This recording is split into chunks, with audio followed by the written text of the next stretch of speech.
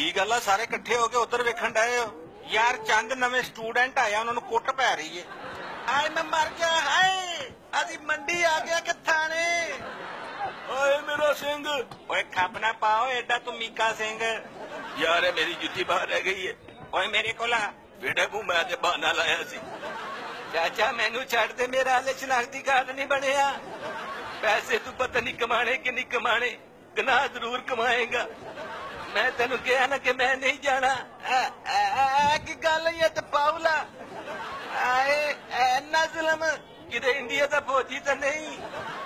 ਆਏ ਮੈਂ ਤੇ ਢੀਠ ਆ, ਤੂੰ ਮੇਰੇ ਨਾਲ ਵੀ ਵੱਡਾ ਢੀਠ ਆ। ਆਏ ਜੇ ਤੂੰ ਮੈਨੂੰ ਵੇਚ ਗਿਆ ਤੇ ਮੈਂ ਤੈਨੂੰ ਮੰਨਾਂਗਾ।